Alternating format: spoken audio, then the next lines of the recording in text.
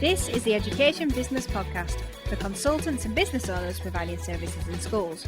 I'm Claire Riley, and I'll be sharing how to start, grow and scale your education business. So today we're talking about how to make your education business profitable. And what a tricky thing to talk about, because the word profit can often make us squirm with guilt. So we look for ways to subconsciously minimise it. So from an outsider's perspective in education, so the perception of a person in education, the kind of thoughts they could possibly have, it means millions, and that millions have been stolen away from the children. But we're just talking about fair exchange here. We're talking about being fairly rewarded for serving the education community and doing a good job. So the most important thing that we need to do is make sure that we get our head around feeling good about profit. So here are 7 initial points I want to cover when it comes to being profitable. And there's so much more I could say, but this episode would be 3 hours. And I'm sharing deep today as well. It's not my most comfortable thing to talk about, but I know that you need to hear it.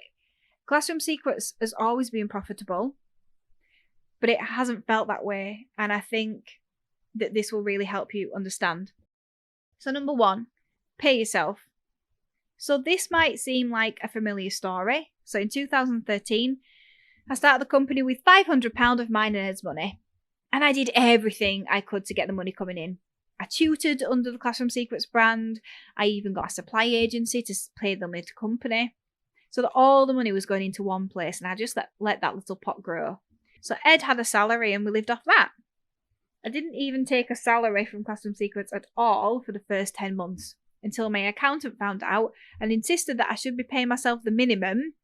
I think it was about £9,000 a year at the time.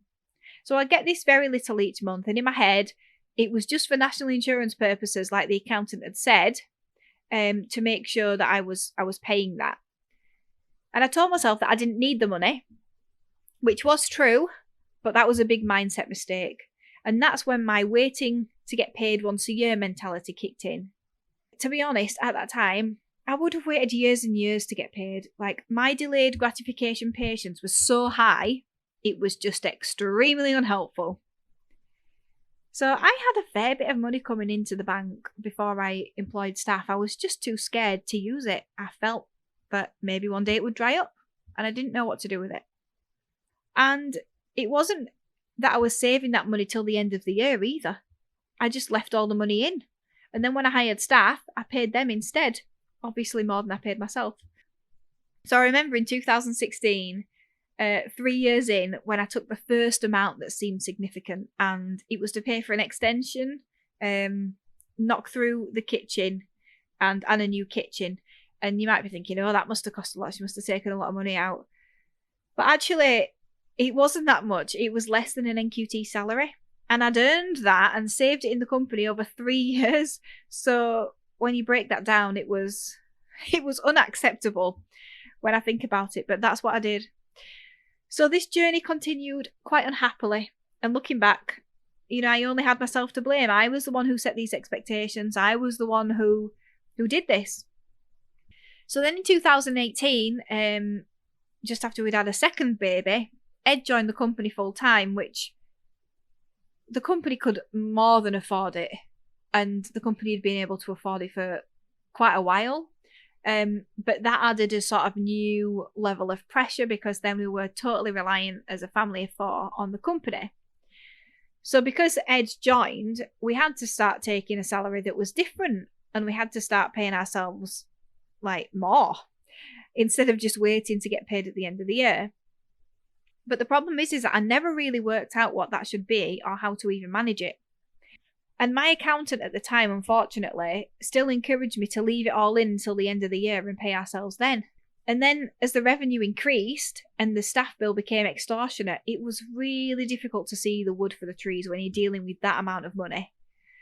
And as a family, we couldn't live on £1,500 a month, which would have been the minimum that we could both take together. So each month I'd just guess at how much I could pay myself and Ed. And I'd always keep it stupidly low, just in case at the end of the year, the company had not made enough profit and we ended up having to pay it back. I was just so confused. But what I am grateful for is that I was always overcautious, so we did never get into trouble, which was good.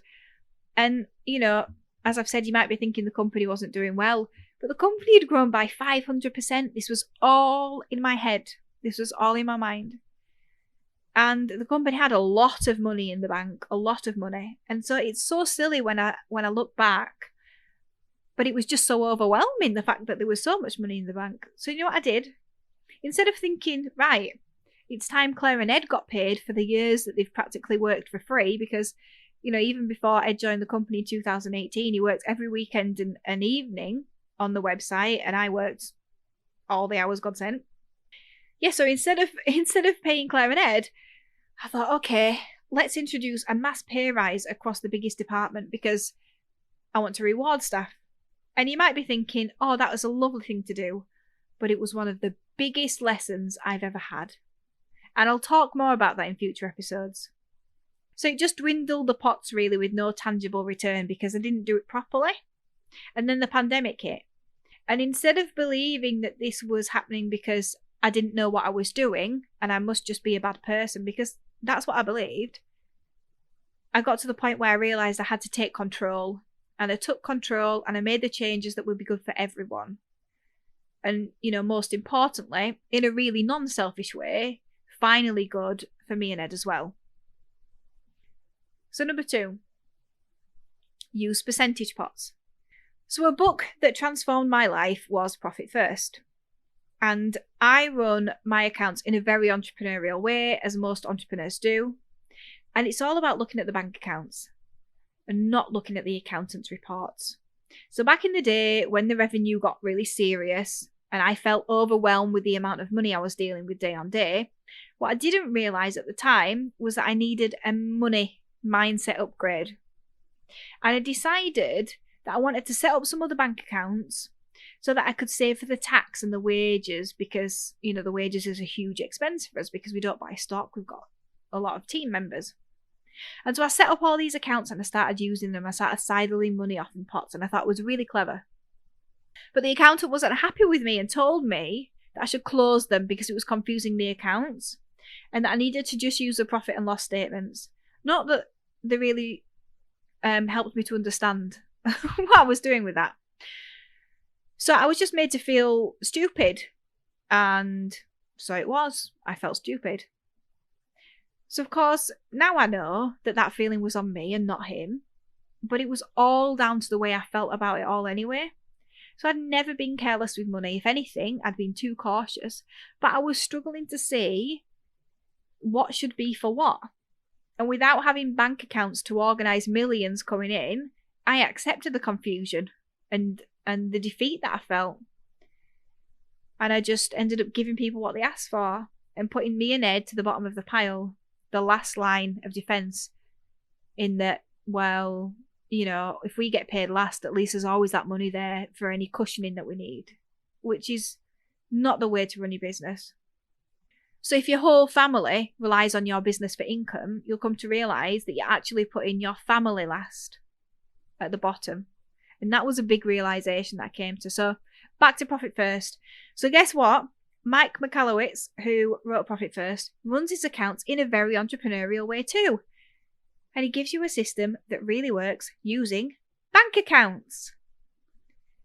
And that's ensures that you know what's what.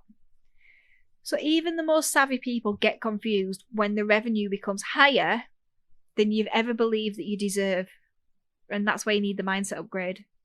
So now I run the accounts using Profit First and on percentages, and it's really, really helpful. So a percentage goes into the wages account, a percentage into the taxes, a percentage into owner's pay. So yes, now me and Ed get paid based on how well the company does that month, not at the end of the year. A percentage goes into the profit account, a percentage into the expenses account, and then surplus goes into the vault for a rainy day. So this helps me know when we have the money to spend on things, and know that I'm not spending mine and Ed's salary on a new role or someone else's training, because that's what it was like before. It was like the current account was the vault, and I couldn't see what was for saving, what was for a rainy day. So I just kept it all there. And if somebody wanted something, then we'd look at it, but I'd never pay myself. So it's even allowing me to see now where I can start up new accounts, like maybe a giving account or a staff bonus account. You don't have to start with a high percentage. You can start with 1%. You just need to start. So the third thing then, know that you'll resent it if you don't get paid properly. So I've already told my story, but this was the underlying theme. So if this does happen to you and you start to resent it, more than anything, you'll want your staff to understand. But they won't, because it's not their job to. And they don't have the same knowledge as you in terms of what's really going on. But if you let the resentment continue and it goes on for years, you could end up losing it all or even packing it in. So think carefully now how you can make the business work for you as well as everyone else. It's not just about everyone else, it's about you as well. Number 4, know what is your responsibility. I've got 2 parts for this. So part 1 is the cost of things. So you need to be clear about what is your responsibility and what isn't. So with budget cuts, we can think it's our responsibility to bridge the funding gap for the government or take responsibility on that is not ours because we feel sorry for teachers. And that is such a fine balance. But what we shouldn't be doing is lowering our costs considerably because school budgets are tight. We need to be charging what we need to charge to make sure that we can still make a profit and we can still be fairly rewarded. And the second thing is about staff wages. So I did a mentoring session just last week where we had this conversation and it was around this. So we build a company and then we're so in awe of what we've achieved and we've led people along with us and they've helped us to build it and we care for them and we really, really want them to do well and we want to reward them for their loyalty to us. Usually when we haven't got anything out of it yet, but we're just like, oh, wow, that's amazing. Thank you so much. Especially, if they've done a job for maybe what we consider to be quite little pay, even if it's more than we've paid ourselves. So we feel like we owe them a whole lot. Promotions, more money, fancy titles. And I used to work like that. But I've realised that it's our job to stay level-headed and to take the emotion out of it. So they need you to be the leader and lead the company in a stable way. So you don't owe them something because they did get paid for the work that they did and you've provided them with a stable income. And if you're not careful, you'll project that perception out into the world and then they could feel like you owe them something too. Not because they thought that in the first place, because you've told them to believe that. So not feeling like I owed my colleagues 3 cherry pies before I ate 1 bite is one of the hardest mindset shifts that I've had to make. But it's your job to strike that balance, to make sure that you get paid yourself and then you don't resent it. And that there's room to grow their pay sensibly. So don't reward staff too early. Even if you're feeling the guilt, there's no rush. The best thing to do is plan it out and increment it based on performance to make sure you have a stable business. Number 5, this is probably one of the most important things ever. You need to upgrade your money mindset. So even now, I have to work on this. I'm working on this often, and especially when it comes to money. So you've got to work on it through every ceiling. So when you get to 6 figures, then you've got to break through that barrier to 7 figures and so on. And if you've got staff, you've got to realise that it's your responsibility to break through that ceiling for the money coming into the whole company. As an entrepreneur, you have to believe that it's possible to get that kind of money into the business. And that's one of your main roles, belief. Number 6, know your value. So you're taking a big risk here. You're not self-employed anymore. Your income is no longer guaranteed. So you have to work hard to make those sales in the first place and provide a good service. And they say, don't they, that the greater the risk, the greater the reward. So really take some time to understand the value that you're bringing to your business, especially if you've got team members. What is it that you actually bring to the table? And get really clear on that and know it to your core. because you can get some superstars in, you can forget what value you're bringing, even though you're bringing an awful lot. You just need to step back and remember what it is. It's so important that you hold on to that value that you're bringing to the company every day, because this will really help you when it comes to your money mindset and making sure that you get what you deserve. And the last point, number 7, you do need to leave money in to grow. So I feel like I've talked a lot about paying yourself and taking money out, which is important to do. But it is important to leave money in the company as well to help it grow. So this could mean investing in team members, but if you take out all of the money, then you're going to cause yourself issues with cash flow, especially in a seasonal education business, and you're not going to have the money in the company needed to grow. If you get to the point where you really need a VA, then you need to have some of that money in. But what's important to do is make sure that you've put some aside for profit, you've put some aside for your wage, and you've put some aside to make sure that you can afford team members when the right time is. So I hope this episode has been insightful. I know at the beginning I went quite deep on my personal story and my struggles around creating what I thought was a profitable business, because Classroom Secrets has always had a profit, but it all depends on the mindset sometimes. So the key thing here is that profit is what you say it is. So when Classroom Secrets had the most money it has ever had in the bank, people who knew me would comment on how well the company was doing. They obviously didn't know the financials, but they knew that we'd grown a lot. And I would reply with, "It's doing okay." And that's because I left it all in the company and it didn't feel like my money, because it wasn't. And I didn't know what I was aiming for, and I didn't have a goal for what I should get out of it. And now I do, and I hope if you don't yet, you will do soon. So I think this is a good time to mention that I'm opening up a limited number of one-to-one mentoring slots for the new academic year. So sessions will run from September 2021 to July 2022.